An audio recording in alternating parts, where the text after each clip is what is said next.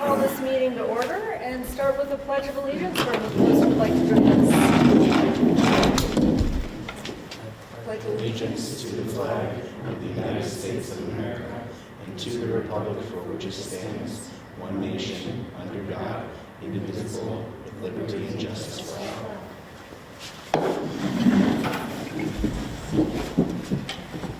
Okay, start with a roll call on my left. Omi first, yay! Angela Previty. Steve Bazier. Hannah Zeroff. Danica Nelson. Anders Nord. Marta Brown. And this might be And here Marilyn. comes Marilyn. We'll pause for a moment. Roll call. Oh, really? Come around the front. Come around Yeah, the go front, this way. Marilyn. Yeah, there's a cord here.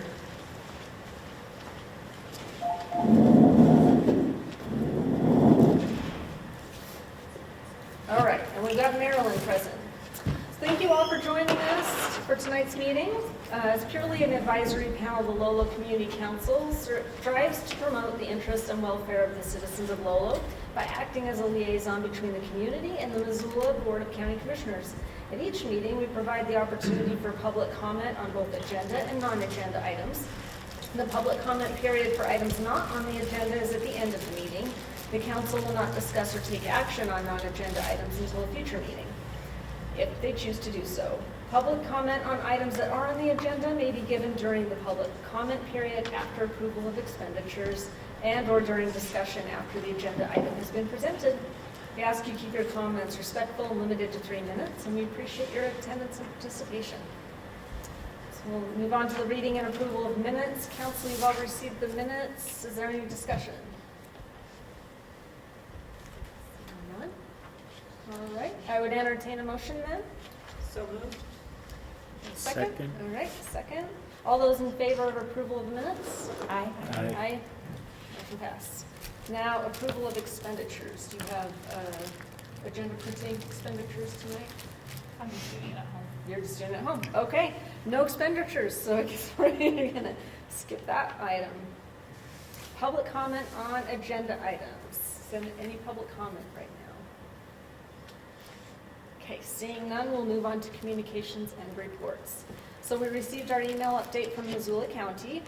Missoula County Clerk and Treasurer's Office will not be processing motor vehicle transactions March 13th through 16th. These transactions will be available at the Clerk and Treasurer's Office and the Montana Motor Vehicle Division. They were worked to roll out the new system. Sorry, I totally butchered that. I'm going to start completely over here. They are not going to be available because the Clerk and Treasurer's Office and the Montana Motor Vehicle Division are working to roll out the new system on Monday, March 17th. All MVD exam stations will also be closed March 13th through 16th. Missoula County will continue to accept tax payments, issue birth and death certificates, and provide recording services during this time. The new system will offer more online services to customers, electronic payment options, and improved turnaround time for all vehicle service transactions.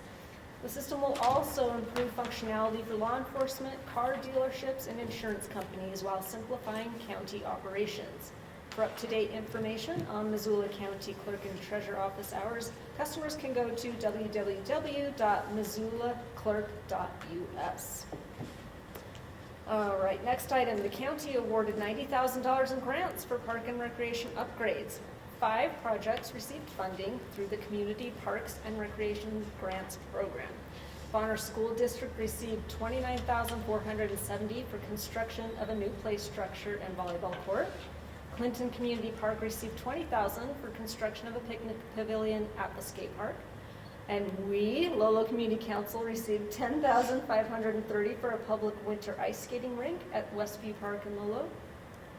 Five Valleys Land Trust received $15,000 for improvements to a wheelchair-accessible wetland viewing pavilion, interpretive signage, and audio interpretation at the Rock Creek Confluence property in Clinton.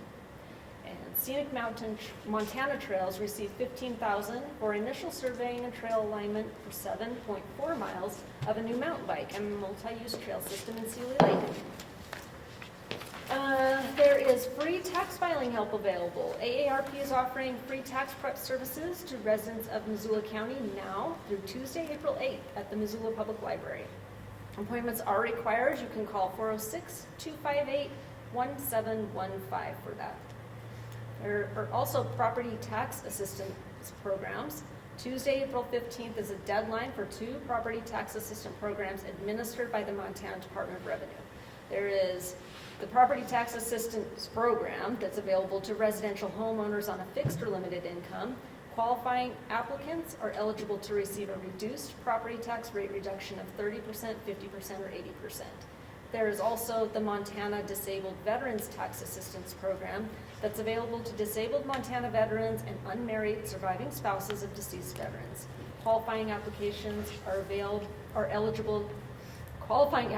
eligible to receive a reduced property tax rate of 50, 70, or 80%, or 100%.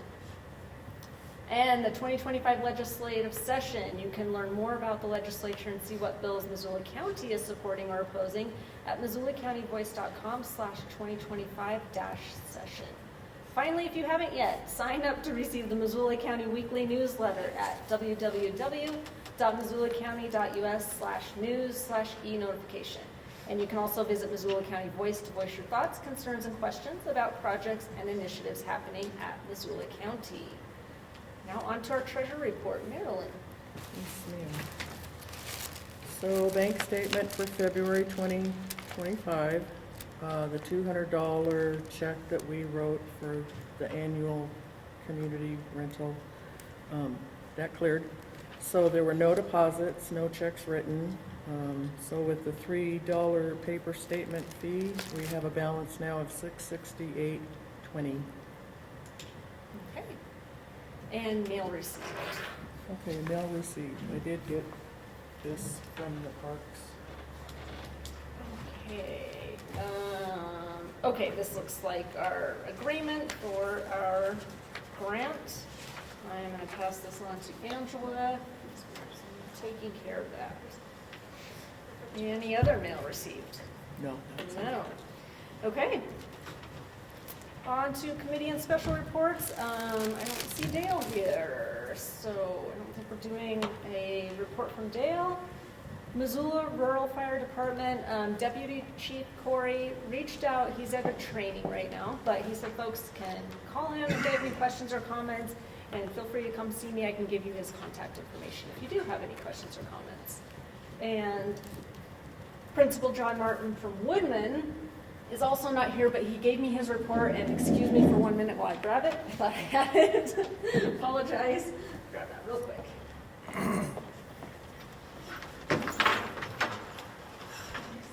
What the name of it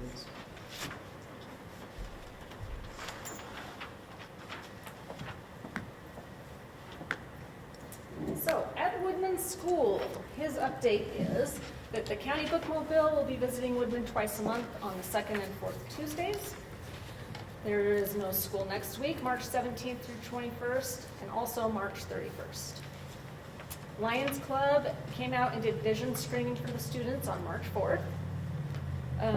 Daughters of the American Revolution read to students for President's Day in grades K through 5. On February 21st, they had a snow day field trip up at Lolo Pass. And the next day, February 22nd, 4 of the Woodman students did the polar plunge and raised $1,825 for the Special Olympics. On April 8th, they are going to be doing a field trip to the Butterfly Garden. And spring pictures will be April 16th. And they're also discussing collaborating with Target Range School for possible sports at Woodman. Let's see, for operations, looks like they've still got some repairs to their flagpole they're working on, landscaping, and they're planning a spring egg hunt and luncheon in April. So that's our report from Woodman. All right, any adjustments to order of the agenda? We got a couple more things, so probably good there. All right, well, I'll move on to unfinished business. So we always have our general development transportation discussion. This is a standing agenda item to discuss ongoing community safety and awareness concerns regarding development and transportation along US Highway 93. This agenda item has often been focused on this corridor study for US 93, and that has now been released. So, folks, I encourage you to go onto MDT's website and make your final comments on that draft study report. They are accepting comments through April 4th for that. I read through it. It looks like it included much of what's been shared in recent public meetings as well as our last council meeting. But I did want to point out a few highlights. It looks like they did traffic signal warrant analysis on several of those intersections that they had identified. And it showed that Lewis and Clark Drive, Mormon Creek Road, and Old Highway 93 all did meet at least one signal warrant. So what that means is a signal could potentially be justified at these locations. The $203 million price tag for all improvements, it's obvious there will have to be incremental projects from this study. But it did identify some short-term improvements, and I don't think those have previously been announced. So some of those included signal and pedestrian accommodations at Lewis and Clark Drive. They identified that as kind of one of the near-term improvements that could happen. Also modified signal timing at some of the existing signals to extend the pedestrian walk times. And they also talked about variable message systems on either end of, well, on the south end of Lolo, and then as you're coming out of Missoula, so those could warn drivers of congestion. They're those big, overhead signs that you see often that they could put different messages on them. Could warn them of congestion or if there's an incident in the S-curves or weather conditions. So those were some of the short-term recommendations that came out of that. Any discussion on that from anybody? Comments? Yes. So this is my first meeting. I don't know anybody here except for one person. We've been talking about the traffic stuff. Are they talking about? I haven't read the reports. I'm not knowledgeable. I'm going to read them later this week. The current main three stoplights we have on 93. Are they talking at all about actually making the turn signal a green turn signal for like turning left? Or is it going to remain the yellow blinky where you sit there forever? Yes, no, I'm glad you brought that up. That actually was also one of these short-term improvements they mentioned could happen, is a dedicated turn signal. And I'm sorry, which intersection? That would be the second one on 93 going out of Missoula. Blue Mountain I can't think of the name. by the sports medicine clinic? I think he's talking here in town, right? Yeah. In Lolo? Oh, okay. Yeah, here in town. Okay. We've got the three main intersections. Yeah. We've got the one by McDonald's, the one by, Oh, you're right, this. the one yeah, right in the old middle, and the school. one by the gas station. Yeah, okay, I'm sorry. One in the middle that doesn't have a green turn lane, Yeah. which just goes to blue. Is that Tyler? Tyler. Tyler. Yep. Sorry, I'm still trying to learn the names of the streets. That's all I've been good. here for Yep. about 6 months. That's all good. One other thing I would encourage that hasn't been shown is they did do a lot of maps in there that have kind of an overlay of some of the medians and where the traffic signals could be, and so that's interesting. That's something that you haven't seen probably yet in some of their displays, and so good information there. I would encourage folks to look at it, and then remember to make your comments before April 4th. And I also think the council would be open to, if there's enough community members that come and really are gung-ho about one thing, maybe it's the light at Lewis and Clark Drive, we could possibly discuss maybe even writing a letter, in support of that. So. And I'm sorry, in that corridor, was there any discussion of the 25-mile-an-hour speed limit? Yeah, that was interesting. What I saw, so they've identified this right in town as what they are calling a suburban area corridor. And interestingly enough, in the report, they're saying make that speed 45 to 55 miles an hour, which I'm not quite sure what's going on there. So again, I really encourage folks to look at that. I certainly am going to reach out and question, what am I reading this correctly? Well, I'm sorry, and I didn't read that. But I guess my question is why do they have it 25? Is that still considered a school zone?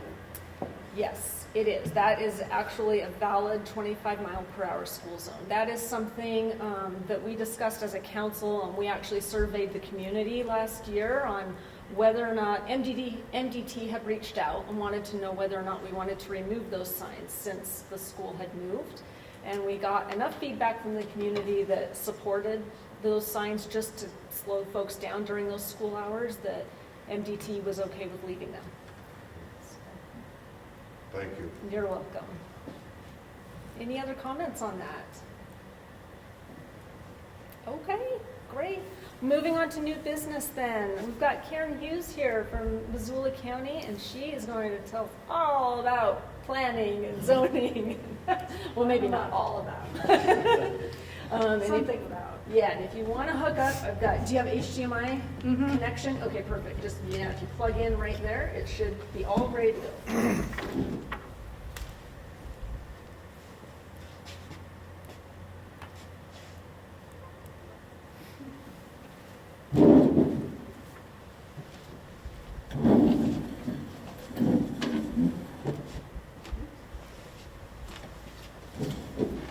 All right, I'm Karen Hughes. I'm the Director of Planning, Development, and Sustainability for the county.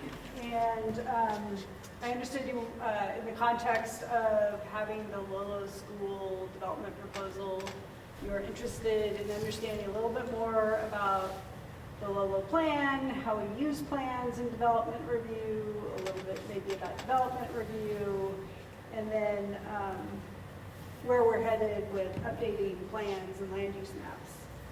So that's what I'm planning to talk about. I'm going to do a little bit about the Lolo plan, which dates back to 2002. It's had a couple of minor updates since then. A little bit about its background and history and some conversations we've had on and off with the community since 2002. We talk a little bit about how plans are implemented and the use of plans in development review, and then we talk about what's underway for planning in the county. So, I should have brought one, I didn't. The 2002 plan, it's about that thick, it's kind of surprisingly thick. It updated a plan for Lolo that was done in 1978. So the county-wide plan, the kind of original county-wide plan was 1974. Lolo had the first community plan under that in 1978, and in 2002, that was the first time that plan, to my knowledge, was updated. It is an extremely detailed plan. It's not dated, or it is dated, but not as dated as some areas of the county that date back to the 1974 plan for the land use designations. The plan itself was developed when plans provided really strong recommendations on development proposals. It used to be pre-2000 that when local governments reviewed development proposals, we did a really strong review of the proposal based on goals and policies and land use designations in a local plan. Whether it was a countywide plan or you had a local plan, we used that information. State law changed right around the time this plan was adopted. We're not allowed to use plans that way. We still do some level of analysis for some kinds of development reviews, but that was a change that occurred right around the time that the Lolo plan was done. I know there's been some conversations around why isn't it updated? We did, in 2008, talk to the community about doing an update. It was related to the McClay properties being considered for ski resort and golf course development, and also the proposed gravel pit at the north end of town, and gravel pit batch plant operation that was going to happen in the area, the open area right before you come into Lolo. Those two developments precipitated the county investing in a plan update for Lolo. The first thing we said, though, was that if we were going to go through with that the community would need to talk and be willing to accept zoning, at least some limited zoning, to help implement that plan. Like I said, the rules had changed by that point, and no longer can you use plans to stringently review developments. You're supposed to implement plans by using tools like zoning. and then use those to review developments. So when we talked with the community, we did an initial assessment. We talked about, how outdated was the plan? Where did people think needed to be changed? People generally thought it needed some updates. It definitely needed to be updated for that North Lolo area, folks thought, and some other areas. And they were interested in looking, all along the corridor. And we had a whole round of discussions and outreach, but ultimately when the commissioners sat here and met with the community about whether they wanted to proceed with a community-wide plan update, the community said no. So the county just did a North Lolo plan update at that time, and that was completed in, I think, 2010. And for that plan update, we did put in place a plan update and zoning to go with it. We did come back and have some conversations with the community about a possible land use update, land use map update when we did the growth policy, 2015 going into 2016. We met with Lolo, Bonner, East Missoula, all the communities as we did outreach on the growth policy, the countywide growth policy, and folks were like, yeah, they weren't terribly interested. So we decided to proceed with that at a later date. And then in 2018, I came out with Cola Rowley when she was on the county commission, and we found a grant, and there was some conversation in the community about maybe wanting to update like the downtown plan at least. And again, folks were like, yeah, no. So 2025, we are actually working on a plan to address all these older local plans and areas that never had a local plan, and update the future land use map countywide. So I'll talk about that more in a minute. But that's kind of where we're at in terms of you have a 2002 plan. It gets readopted with the county's growth policy, so it sits with the county's growth policy, which was last adopted in 2016. That was adopted in 2016 countywide, and there was a 2019 update for the urban area of Missoula. But every time we adopt a countywide plan, we've been adopting these local plans. So, when are plans adopted, or when are plans used in review of development? Well, development review isn't really the intended use of a plan, but we do some level of review against a plan in certain circumstances. The ways that you're supposed to implement plans are put in place zoning regulations. They can be very simple or very complex. They typically regulate something related to use, density, intensity, sometimes design standards. Those are common things that zoning do. They provide entitlements. They provide a level of certainty to what can happen in a community. They can be very detailed or very simple. Subdivision regulations, those are the regulations that deal with the platting of land, creating new parcels. They're really focused on making sure that the development pattern matches the design preferences of the community and that there's adequate infrastructure. That's the most important thing about subdivision is there's infrastructure to serve the lots. Sewer, water, roads, irrigation sometimes. But they do in Montana, and Montana's a little bit unique here, they do have this review that's against the review criteria, the evaluation of impacts against agriculture, ag water user facilities, the natural environment, local services, public health and safety. Those review criteria get into this kind of quasi-negotiation thing, and that's where land use plan reviews have often weighed into development review. It is a unique thing for Montana to put a use analysis into platting, but that's what we do. Other things that you can do to implement is to have them guide your buildings for lease or rent regulations. Those are the regulations that are kind of a simplified version of subdivision review to create rentable, leasable units for housing or storage or whatever. And then you can also implement plans through additional plans. For the 2019 land use element, the Missoula urban area plan for the county, we are doing an infrastructure plan for the Y because we plan for growth in that area, but we don't have the infrastructure to accommodate that growth. So part of the way we're implementing that plan is to do another plan. And then there's other strategies and activities that communities do. Question for you. Yeah.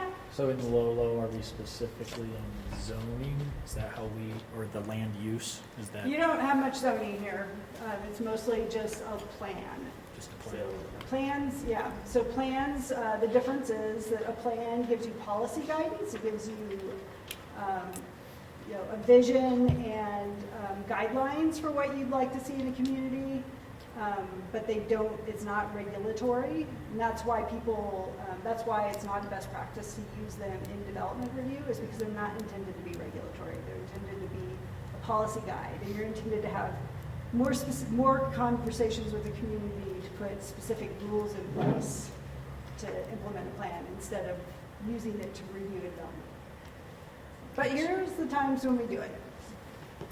We do it for subdivision review. It's still in our code to do some level of review against growth policies. There are some, when we review subdivision exemptions, like family transfers and boundary line relocations, there is an assessment against the growth policy to some extent. They are definitely used when people are proposing zoning on a property or rezoning requests. They are the primary review criterion for that, making sure that the zoning aligns with the plan is really critical. So that's where they have the most power. They also guide floodplain permits. They are one of the review criteria that we use in evaluating floodplain permits. So they're really only used for land use and development proposals that allow for it, and those are usually proposals that are more complicated and have some level of discretionary review, like they go to the commissioners for a decision, or there's a staff report that comes out with it. They are not really for administrative reviews or really limited reviews. We don't use them for zoning compliance permits. A long time ago they did, but we can't use them for that. We don't use them for building permits. We don't use them for building or lease or rent. We can use them to guide the building for lease or rent regulations, but not the actual projects.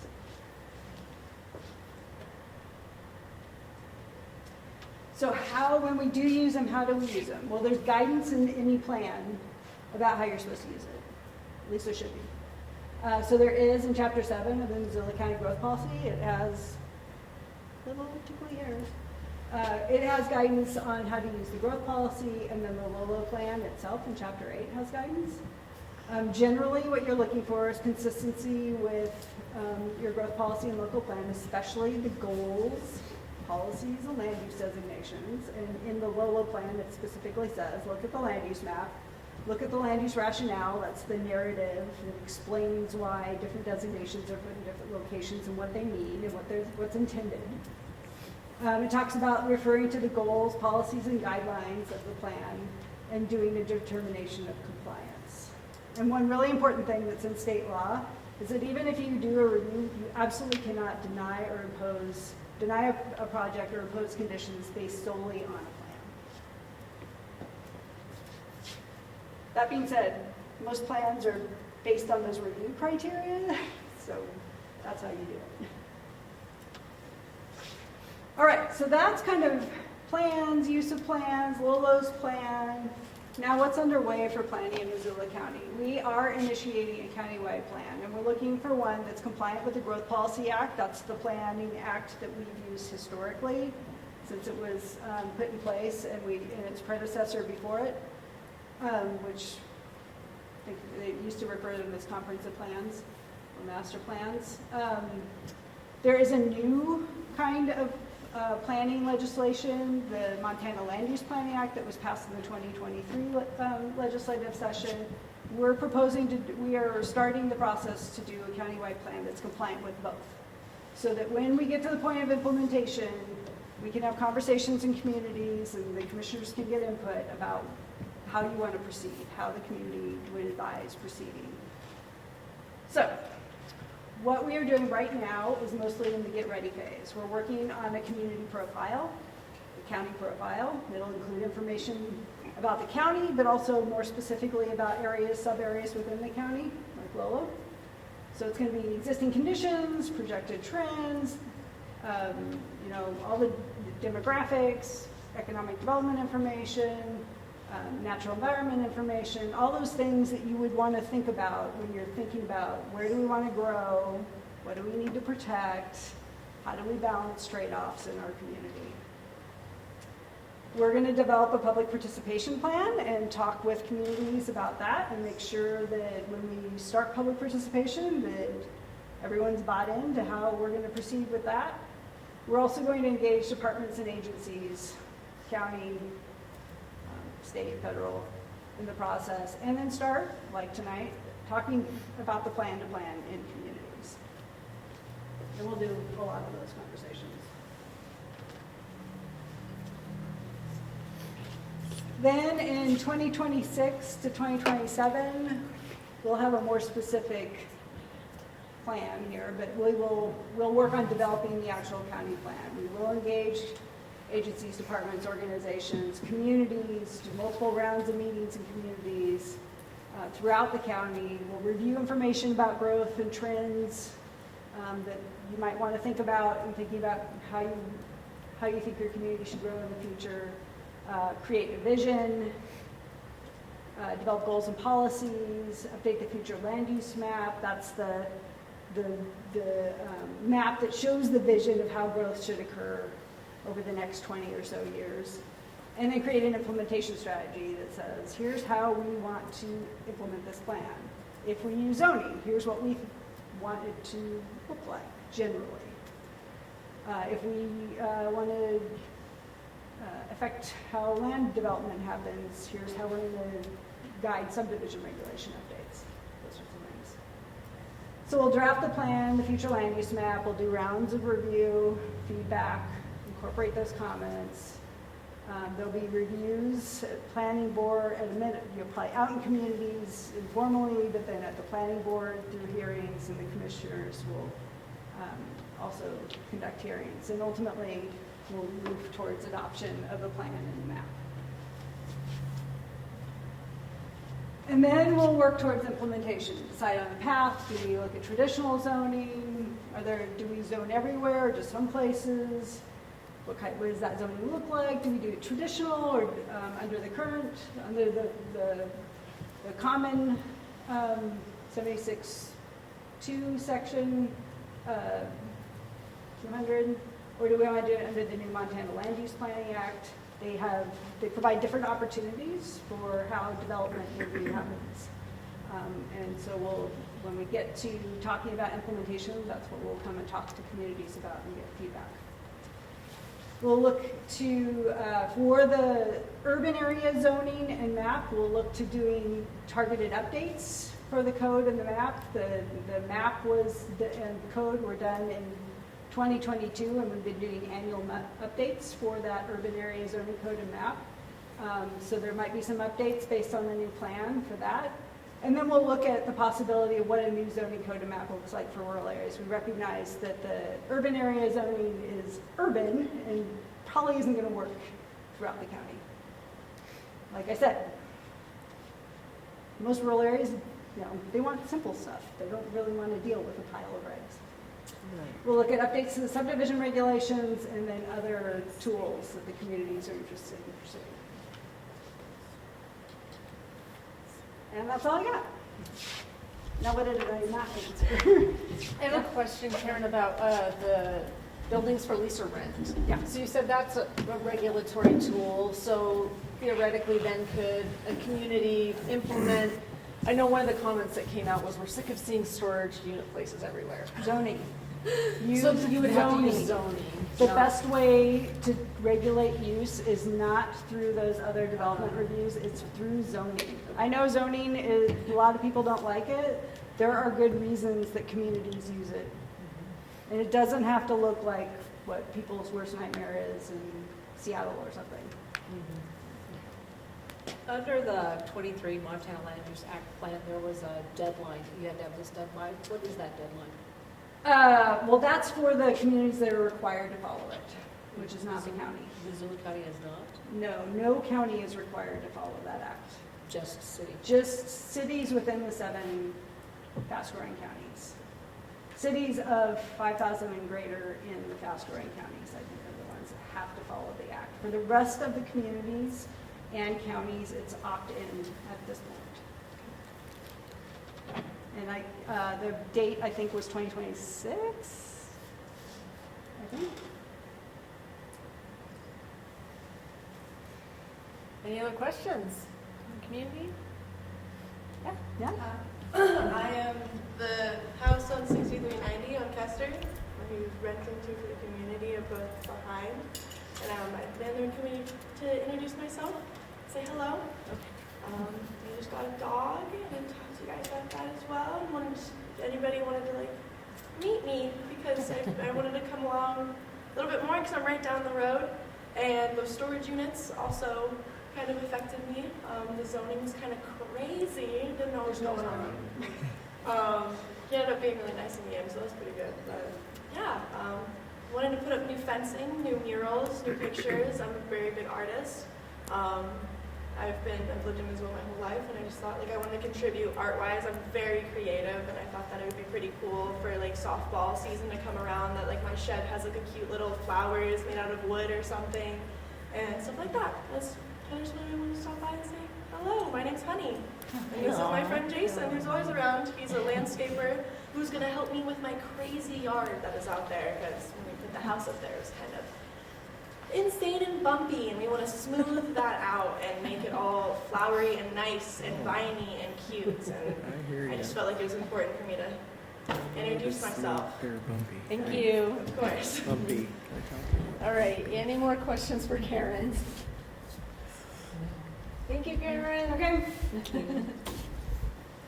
All In case right. there was questions about zoning, you do have pockets of zoning around the lakes, the Lolo Lakes area.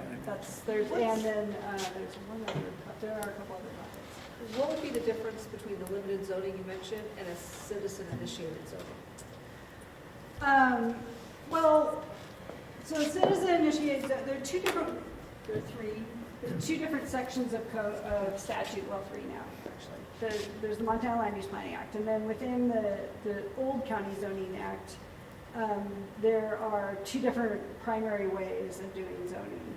One is the petition districts, we call them citizen-initiated districts. Those go through a planning and zoning commission to the commissioners, and the petition has to be signed by 60% of the property owners within an area at least 40 contiguous acres. You create a boundary, and then you propose regulations to go with that boundary. So that is one way to do it. We don't generally encourage more people to do that because the rules around how you create and change those is much less flexible. Zoning is intended to provide some level of certainty, but it's also intended to provide some level of flexibility so that as a community grows and changes, you can modify your zoning to make sense of it. So most of the time we encourage people to use more traditional county zoning, which is still often requested by property owners, although sometimes it comes out of a planning process where we talk about with an entire area or an entire community.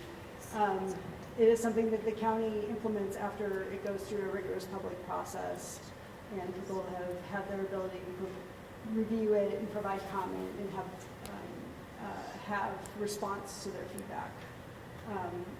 And you usually use a set of districts that is provided by the county to do that. And if there was interest from our community and the council on pushing our growth plan a little faster, like sitting down and really reviewing it, because it seems like 3 Yeah. or 4 years it's a long time down the road to just sit and wait. Well, we'll We start have some working on immediate it concerns. next year. We'll start working on updates to the policies. And it won't be a neighborhood plan. We're going to use your neighborhood plan to advise that. But a great thing to do would be for you guys, we can get you probably a few copies, and there's certainly the online copies, to actually go through your land use map and go through your plan, especially the goals, the policies, and the land use strategy, and start talking about it and preparing to kind of be ready so that when we start those conversations, you're like, we've already been talking about it. Here's what we're thinking for our community. That's a great thing that communities can do to prepare. I guess I have a question too, Karen, maybe this is you. When they took over the old school area, the developer that bought that property, does he have a deadline to start his demolition and start his new project? No. All so far, they proposed and went through a process with the community to do a targeted land use map update to the plan for that specific area because it was designated for public institutions. And that certainly wasn't going to comply, and it was going to be hard. It was kind of above and beyond. So we encouraged him to get some feedback from the community on what would be acceptable. They don't really have, other than unless they've got real estate agreements, we don't put any deadlines. They haven't started, they're only just starting a subdivision review process, and it hasn't officially started until we post the documents and we start the public review process. They're still in a pre-phase. Once they go through the subdivision process, then they will have a timeline for getting through the preliminary plat process and getting through the final plat process. Still, that involves making sure that they've met all the conditions of approval and they've put in all the infrastructure. So, I mean, I'm sorry, I understand that. So in other words, we could still be looking at years. Yeah, okay. So my concern, I guess, is now what's been going on up at the old school, from breaking the windows, kids getting in there. I'm waiting for it to start on fire or something like that, or something bad happening up there, kids in the fighting, whatever. So we have no input on what he can do or has to do with that property. You can write a letter to them. We have provided, I've heard about this, and so we've told him in meetings that we're hearing this feedback from the community members, and that we really strongly recommend that they take measures to address those issues and try and prevent any further problems. Vandalism to Yeah, whatever. but otherwise it's law enforcement or And then there again, we're tying up the sheriff's department, which I personally wouldn't want to have to go through that whole school area to find out that there's been a call of something happening. yeah. I mean, that to me is just ridiculous, that they let them go this far. I would have thought that that would have been in part of the contract. The that contract said there's no agreement with the county. There isn't. No. Oh. They There own wouldn't be. land, or I mean, they, it's just a purchase it's process. just a purchase Yeah, process. they own the land, so they can do Their with it whatever property they want. rights. No, they can't. No, really, they can't. Okay, then why on Lolo Flats, when you guys were talking about developing that they didn't want a pit in there? Because the community rose up against it, and it was obvious that it Okay, would. so why can't the community rise up against There you it? go. Because it's a difference Good point. that the property was sold to a developer, and it's already been in the process of being developed. That property was sold to a developer also, Ken Allen. Yeah, but at the same time, there were other reasons why that didn't go through. So- I was right in the middle of all that. I worked for the company that wanted to put the pit in there. Oh, That pit was gonna be there for maybe 2 months. We were gonna put our hot plant up there to develop, to pave, resurface the road. yeah. And that's what. And that was, I think that was the problem the community had with it, was it was just gonna be a temporary thing, and it was like, well, that's obviously not something we wanted. I was here. Well, yeah. I listened So- to the whole One- argument one- against it. One Yeah. thing I might propose is that, I don't know how much weight this would carry, but it's possible the council could discuss writing, an organized letter to the developer and just say, we're hearing this a lot from our community, and can you give us a timeline or maybe speed up the demolition? For whatever it's Or worth. ask them if they can you know. provide some of their own security to make sure that Well, it yeah. doesn't get burned I mean, down. There again, that would be like pulling teeth. Well, but it's a reasonable request. It And is. if it's a denied request and law I totally enforcement agree. makes multiple, goes there multiple times, and it becomes a bigger complaint from both law enforcement and then the county commissioners, and, Yeah. it's gonna bear more weight the more complaining people do. That's why I say, if you see people trespassing, call the sheriff. Eventually, the sheriff's gonna get annoyed, the county's gonna get annoyed, a lot of people will get annoyed. Sure. And I do recommend that if the council writes a letter, to write it to the commissioners, Right. because Yeah. then a message goes Yeah. from the commission and the council to the developer, and that, I mean, I live up on Capitol. I don't exactly enjoy looking at a, Oh, wow. abandoned school every time I go to my mailbox. So, I would like to see them do something with it sooner than later, but, and I do think they have plans. I mean, they have plans to do it sooner than later. Well, it sure seems like it sure seems like they've stalled out. Watch Well, last month's Yeah, community you weren't here council last month's meeting. meeting. And I'm sorry, this No, is no. my first meeting. Oh, no worries. So basically, they are restricted, 250 homes is the original plan. Yeah. They can only put 56 on it right now because of the allocated water rights that come with that. Don't get started. Oh, you remember. Anyway, what I will say is, their plan is to start demolition in the fall, assuming everything goes according to plan with the county. Yeah, so they plan to start the demolition on the part of the current existing school, and then build out 56 homes in the spring, and that's the Okay. plan. Watching it last month's meeting, it was And I'm very sorry, I informative. missed that, I No, didn't you're know good. that. No I worries. didn't know that. You can watch it on YouTube, and I would say maybe the last 45 minutes probably answer your Okay, question. it's the most interesting. Well, that's That's when they do their presentation. Yeah, okay, yeah, I get it. There is also a really good presentation by the DOT folks about the 93, Highway 93 plan that. Corridor study. Yeah. Well, yeah, There might also be a copy of the minutes from last month's meeting. I did, I just read Did you them. get them? Both of them? Yeah, I didn't read all the way to the end, I guess I should have. You're okay, you're okay. But no, that's a great point, thanks Corby. Yeah, our meetings, thankful to MCAT for recording these. For those that we understand, you can't make the meetings, and so we're grateful that they're able to put those up on YouTube, and you can always find the link on our Facebook page for those. And then if you just go to YouTube and look up MCAT, you can find them that way as well. So, yeah, they're all recorded for you. All I was right. just gonna say, in that last month's meeting, the designer, said that they would demo in the fall and move as fast as they could and sell homes summer of '26. That's kind of the timeline that they put on it for what works, Thank you. All right. By the way, thank you for your presentation. Yeah. Stuff, I was impressed. thanks, the meeting's a little loud. It shows. a lot to follow. All right, thanks. I think if we're done with the comments on Karen's presentation, then we'll move on to our Montana legislative session update. I asked our representatives and senators to come and give us an update since we're at the halfway mark, and Mark is kind enough to be here tonight, so we'll see where we're at. Perfect, well, thank you. And first of all, you didn't meet in November after the election, so now's my opportunity to say thank you, and I do appreciate and I'm grateful for the opportunity to represent Lolo and the south side of Missoula. There are 9 of us that represent Missoula County in the legislature, so we make up nearly 10% of the House. And then, of course, there are a number in the Senate. As Danica said, we're at what's known as the transmittal break. So any non-revenue bills needed to clear either the House or the Senate by last Friday. Made for a brutal week. We, between Wednesday and Thursday alone, heard 152 bills on the House floor. We started at 8 a.m. and went until about 8:30 p.m. each of those 2 nights, just to try and squeeze those through before transmittal.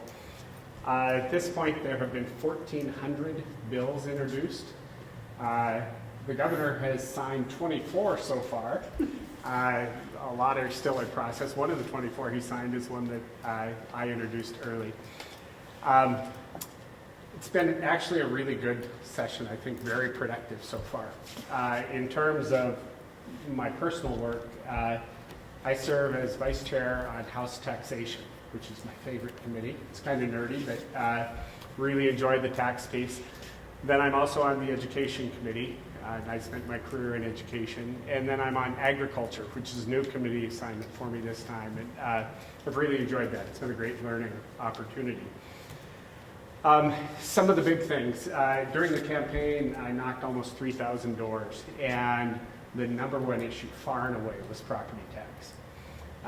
So a couple things happening on the property tax front.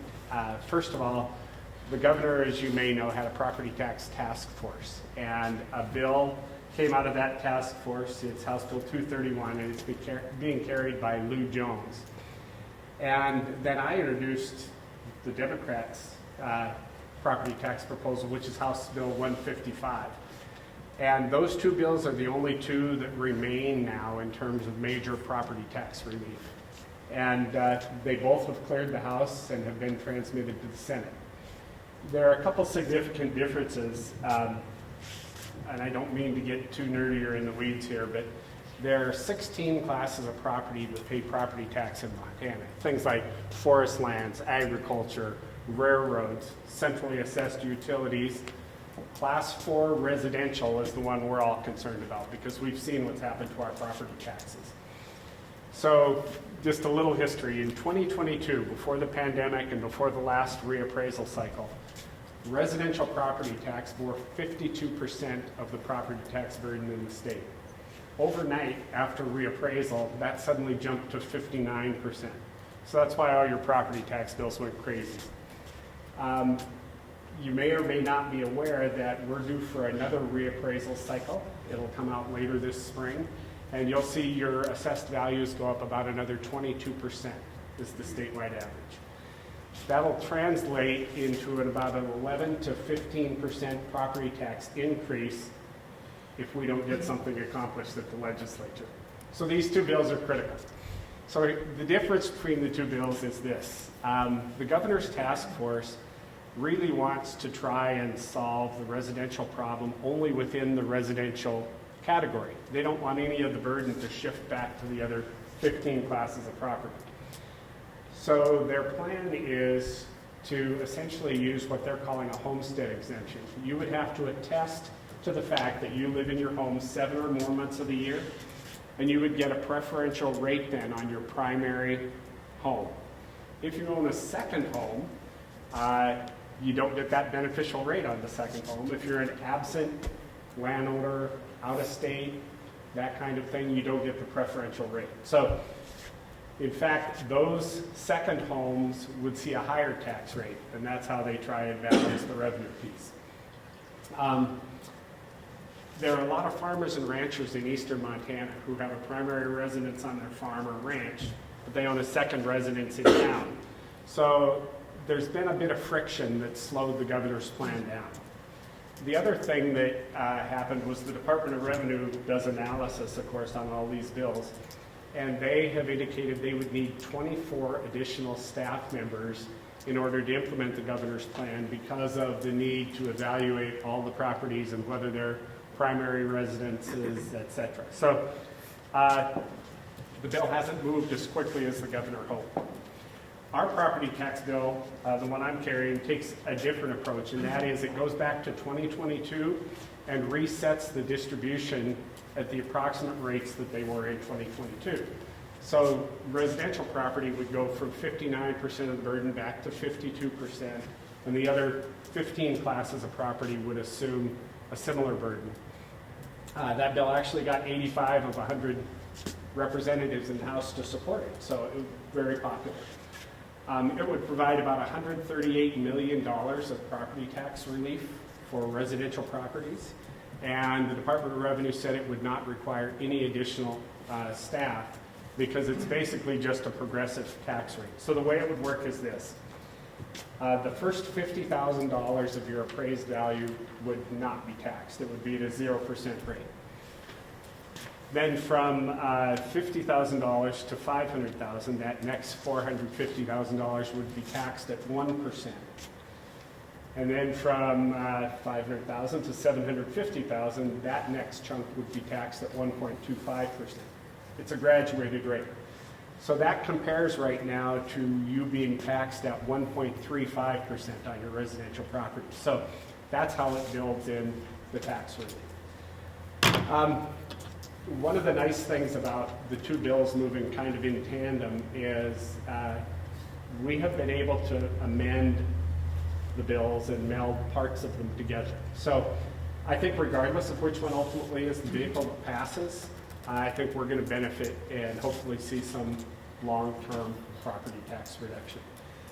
There is some concern that the governor's task force bill will not provide as much relief because it doesn't have as many progressive rates in it. So it really depends on the value of your home. So property tax relief is huge. Second one is income tax. And we have right now about a $700 million surplus coming at the end of this biennium, which is a good problem to have. You'll remember last time there was an income tax rebate that occurred. There's discussion of potential rebate. There's also discussion of putting that money into a trust fund and using that interest then to fund state programs so that they can keep property and income tax at a lower level. We'll see how that progresses. Right now, the top income tax rate is 5.9%. The governor proposes to reduce that to 4.9% in a two-stage approach. And actually, it looks good right now if you only look at the current biennium through 2027. And again, I know I'm kind of getting into the weeds, but we look at something we call structural balance. We look at our revenue and we look at our expenditures. And right now, because we have this nice surplus, you could go out 2 years with the 4.9% tax rate and still be in structural balance, meaning your revenue is greater than your expenses. But if you carry it out to 2029, you end up with an upside-down structural balance. So in 2029, you would either have to come back and raise income taxes again, or you'd have to make significant cuts to the budget, which is probably health and human services and education. Those are the two big ones. Other bills that are coming through, we have House Bill 154, which contemplates help for renters. Renters pay about 15% of their rent to cover the landlord's property taxes. So there's a function that would actually be an income tax rebate, but help those people that rent to cover part of what their property tax burden is that they're paying for their landlords. We'll see if that gets any legs, but in Missoula County, almost 50% of our residents are renters. So there probably needs to be some relief there. In terms of other bills, Medicaid has been reauthorized by both the House and the Senate, and that bill sits on the governor's desk awaiting his signature. And I believe he will sign it. We have another several bills that kind of chip around the edge of property tax, one being to use part of the bed tax to pay down state property tax.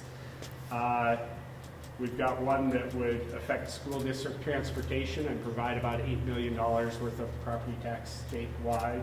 So a few other things that in combination might improve the property tax situation. In terms of things I'm working on personally, I already talked about the tax bill I'm carrying. I have a school transportation bill. Transportation reimbursements haven't been updated since 2002. So they're due for an update. I already passed a bill that's headed to the governor's desk. That's one of those wonky ones that came through my work with the tax committee, but it takes the proceeds from bentonite mines and money from Taylor Grazing Act fees and uses that to offset some school expenditures, which again reduces property tax. We hear a lot about tax increment financing and targeted economic development districts, TIFs and TEDs. And I have a bill that has passed the House and is waiting for a hearing in the Senate.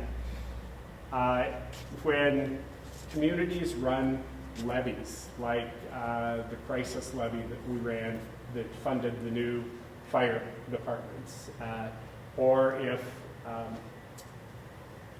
I don't know, you want to build a new 911 center. The ballot language is very specific, saying we'll raise X number of dollars for this purpose. Well, if you're in a tax increment financing district or in a targeted economic development district, some of that revenue would actually go to the increments.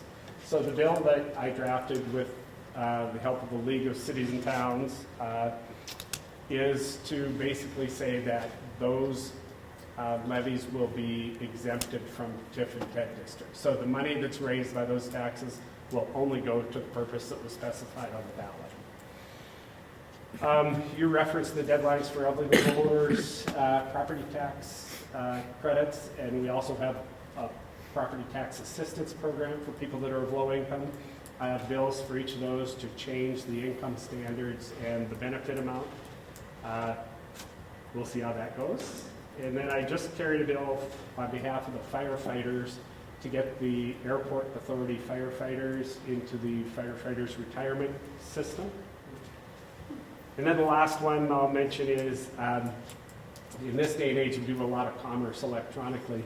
But if you want to communicate with the Department of Revenue about your tax situation, by law, they have to mail you most of the documents, and you have to mail it back, and it's really a slow process. So had a bill that's again passed the House and is in the Senate that it will allow you to exchange documents and correspond electronically with the Department of Revenue. So you can get quick turnaround on any questions that you might have. I think that's about all I had on my list for summary, unless you have particular questions. And you need to get a life if you're spending too much time watching this on TV. Part of my job. So question for you. I know one of the big contentious things that's coming through, and you may not have been part of it yet, is water. And there's 3 bills that have come forward: Senate Bill 358, House Bill 704, and I can't remember the other one that's being proposed by Carl Glenn. Senate Bill 358 concerns me greatly. Which one is that? I've looked at several. Senate Bill water bills. 358, it would mark everything from basically the Idaho border to the up to Evero as a red closed basin, red district. Right. No more wells. We're done. Would be no water for our basin. Basically, all over Valley County and part of Missoula County. And there are 3 different basins, I think, across the state that would be red. Helena, and so Missoula, Valley County, Helena, and Gallatin are the 4 that would be closed and shut down. There's 2 that are yellow, which is Kalispell, Lewis and Clark, and the rest were green. But that one concerns me greatly, considering we still, as a rural community, rely heavily on wells. 704, I think, says that they wouldn't be red, but they have a study done by the Vines, and then I can't remember the one that. Yeah, we have several water bills, everything from water quality standards to concern about ongoing drought in the basins, and it's all the exempt well questions out there. So that will be a significant part of the session.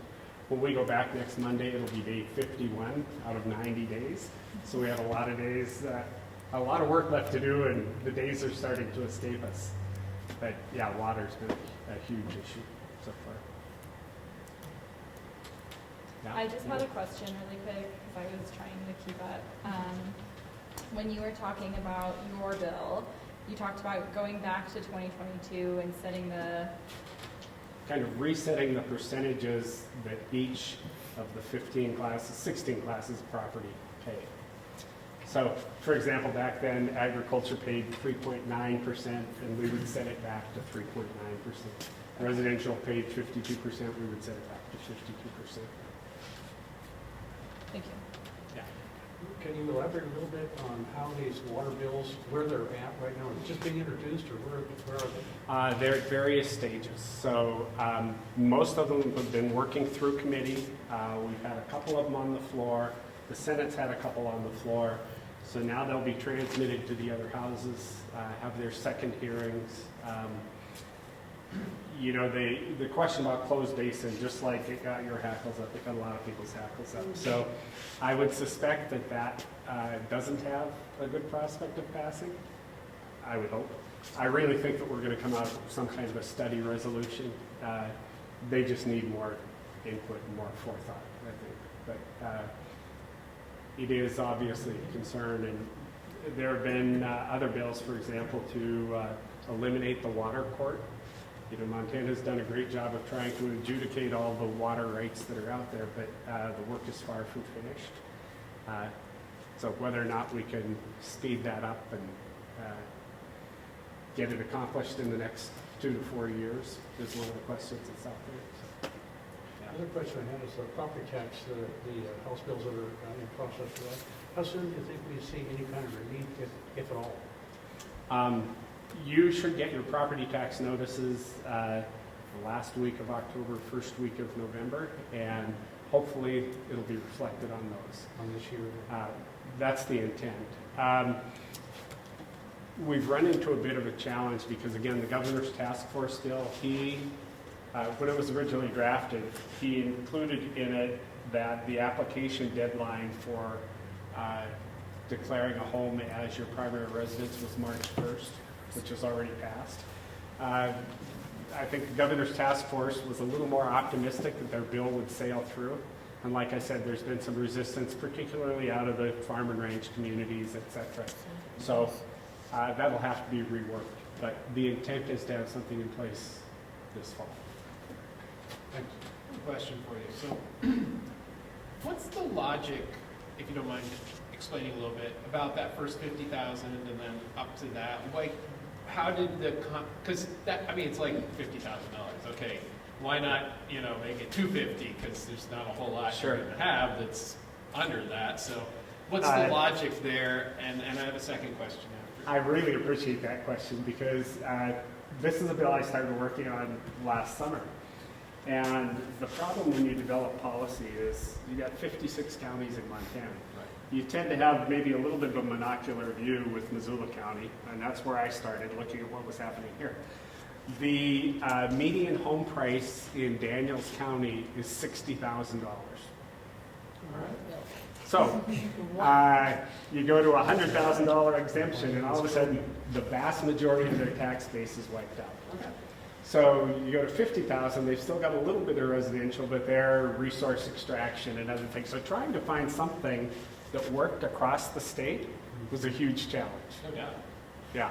So I can see why you appreciate the question. Yeah, that's because it's a great deal of research to figure out. Yeah, it is why. Yeah. So my second question then is, one of the things that I found kind of perplexing is our seeming need to reevaluate our home property values so often.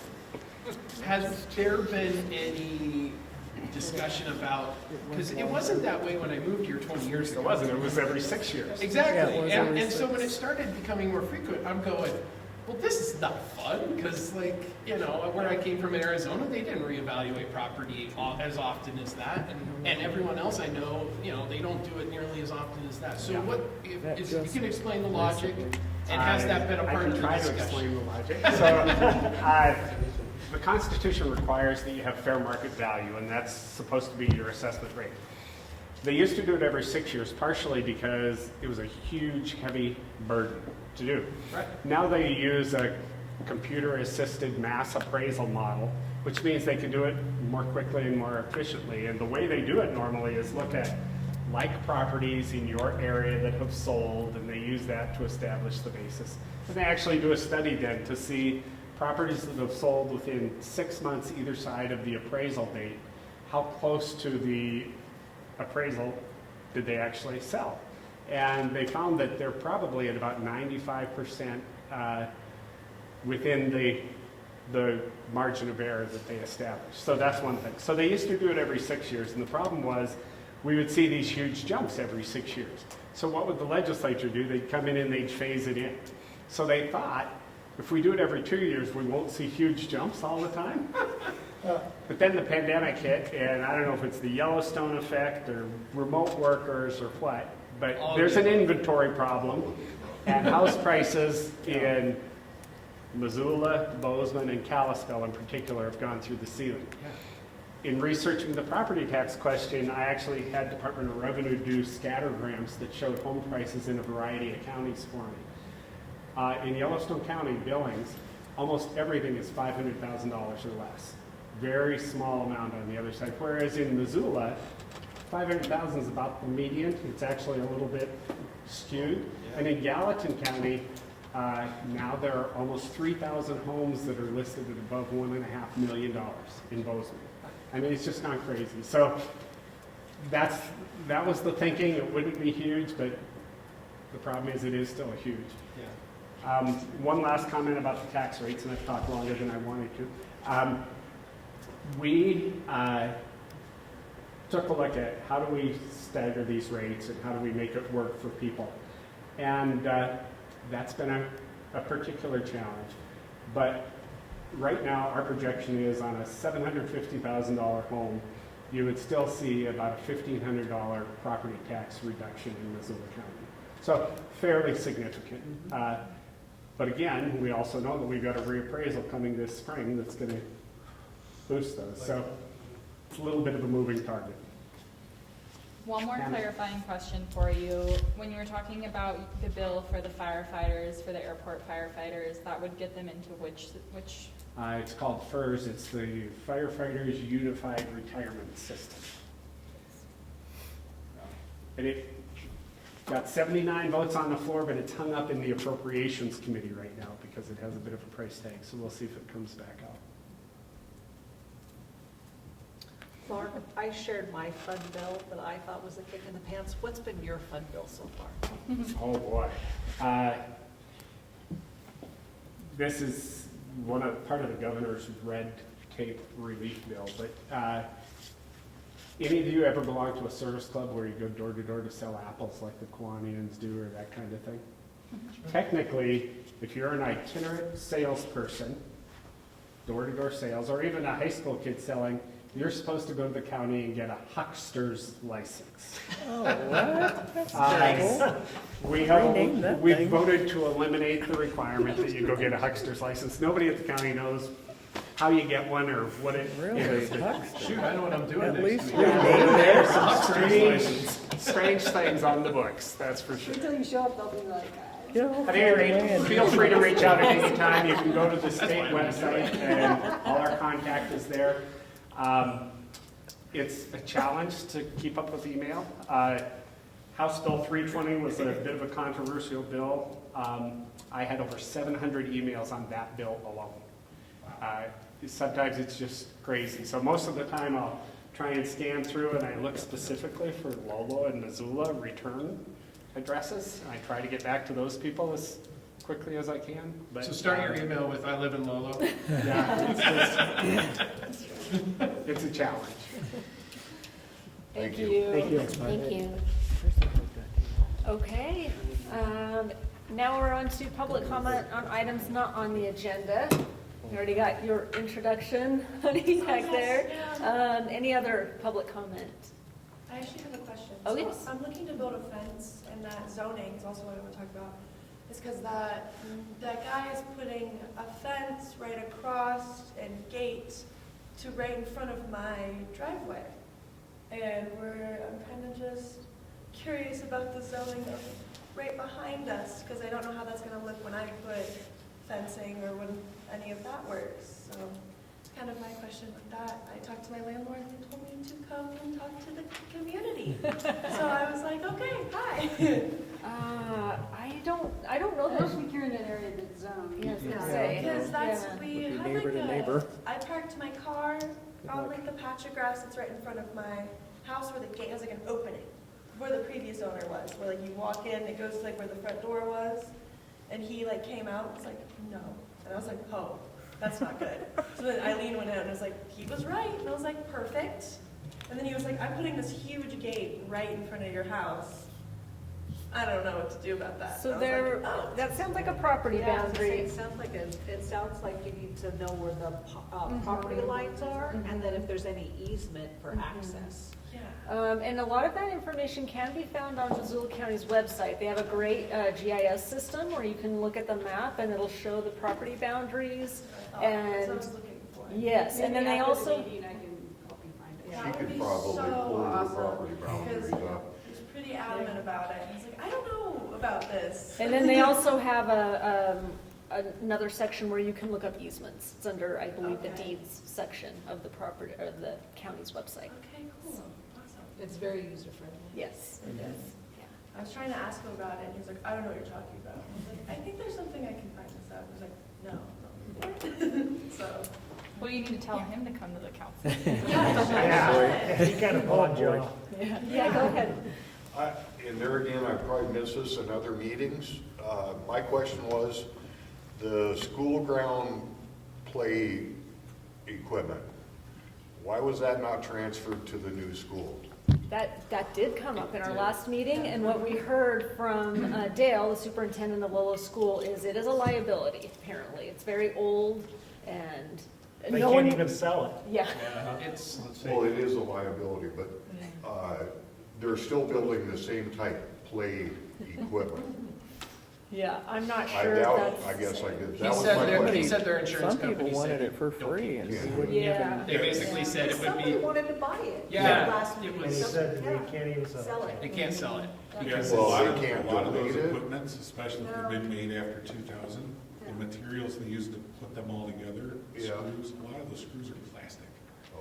Once you move them, it literally creates holes inside of it creates weak points basically everywhere. So if you have one of those Or some bridges, metal ones. that bridge might last for a couple of months, it might last for a couple of years. You might step on it once and the whole thing's gonna come down. Right, even So, dodgeball. I thought there had to be something that. Yeah. They looked, I mean, they, Yeah. I'll applaud Dale, I mean, when they moved, they took everything over that, to the new school that they could take from the old. That they could. They had a big garage sale. Yeah, and they garage sales a whole bunch of We've got- stuff we've and got- donated a bunch of stuff and shared it with other schools, a bunch of stuff, so. Well, that's why I thought could it be donated? But then if it's, equipment wise. Yeah. Like I said, someone asked for it. They were hoping to get it. He said, yeah, we can't even give it. We tried getting marker balls. Great question. All right, any other yes? So, my name is Dan, like I said earlier. So I am currently a private chef and a caterer. I live right down the road. I would like to start an annual, either a chili cook-off or a barbecue competition in Lolo. I think this would be really good community stuff. I also think that it could bring tax dollars into Lolo, even though we are governed by Missoula, which I still think is very weird. Yes, I agree. Do we have to put for that permit? But I would, We just keep saying no. I would like to start with, like this, hopefully get the first one going by next springish, because spring and summer is when these are pretty big things to do. Would I go through the council here, or do I have to go through the county or the city to get permits and requirements and all this stuff? Not the city, but the county health department's gonna have some sort of say, because it's food. Yeah. So I would start there. I think that's an excellent idea. I mean, somebody was, I have down in my notes, Easter egg hunt. Somebody was looking for how to get that started back up again. I saw that on the Lolo community page. We have an Easter There's a egg big one hunt. going to Summit Church. Yeah, we have a big one at Summit Church. Yeah, well, and that's, I can't remember why they were looking at. We have some like, of the what, reasons. 9,000 or 12,000 eggs that we're 12,000 stuffing they're in a saying. couple We're weeks? gonna have 12,000. It'll be At in- Summit it'll Church? be At Summit over Church. 96. Where are you gonna put them? Because All We used over to the have city. a Everywhere we've Lolo, ever done. what was it called, Lolo Days? We used to do every year. Uh-huh. That was a big community event that went, for whatever reason, went by the wayside. And so I'm open to anything we could start doing as a community to Yeah, build. I think it'd be awesome, and I think it'd be great. I mean, we have, and I was thinking seriously, this parking lot right here.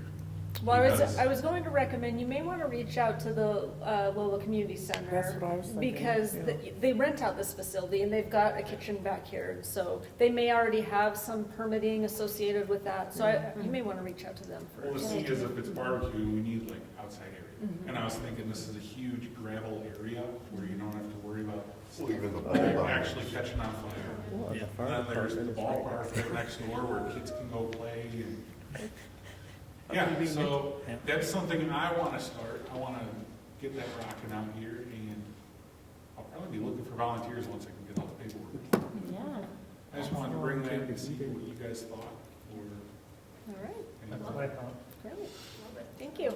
Another question. Yes. So as someone who's renting land from the community, I assume that's kind of what I've gotten the premise of, because I'm very much in the middle of all of these families coming to softball and all that kind of stuff. I'm just kind of curious about what you guys would like from me, in the sense of, like, I would like to show up more to community meetings, but like, is there anything of updates about just like what's going on around the house or anything like that? Because I want to be like, I don't want to be a ghost in the community and just kind of live in the corner of the land over there. I kind of want to make sure that like I'm there, you know, like I'm not like a stranger in the corner, you know. Well, we always welcome comments during this time at every meeting. And I would just encourage you to keep coming to the meetings. If you've got something to share, please do. Yeah, I have chickens now. Anybody wants eggs. They are very happy. So, like, they're very friendly too. If you guys ever walk by my house, they will say hello and would love to be pet by you. They will never pet you. They're so sweet. You can carry them around. They're so good. So, yeah. Thank you. Eggs. The happy girls. All right, any other public comments? I wonder, could we get somebody here, you're supposed to talk about the RSIDs? Yes, Yes, that's happening next month. Shane was not available tonight, I asked, and he was not. Who are you gonna have come? Shane Stack. Yeah, Shane Stack is gonna come from Public Works Department, and I believe he's also, isn't he also the RSID manager? He's a public works manager. He's the public works director. Yeah. And he does handle a lot of the RSIDs. You're He's supposed to supposed also get somebody here that is just working with that RSID, maybe the manager down at the sewer plant, whoever's supervisor. Shane there. is working with the RSID. Somebody else who have broad perspective of, what's going on, a little more information.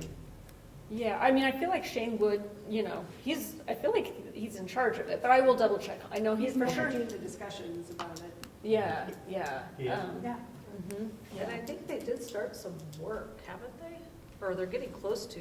If they're not, if they haven't already started, they're getting close to starting some stuff. They've had some meetings already, I understand. Yeah, they had some things that had to be fixed with that DEQ report, and I think those things are, if they haven't started, they're awfully close. So, yep, something to look forward to next month. He's coming next month. Mhm.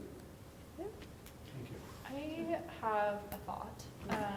We have the standing agenda item right now for the transportation stuff, and I'm curious what the council's thought would be of moving that off the agenda, since now we have access to all that study, and possibly putting something in about the new planning that Karen was mentioning, and starting to look at the different components of our land use plan for community discussion.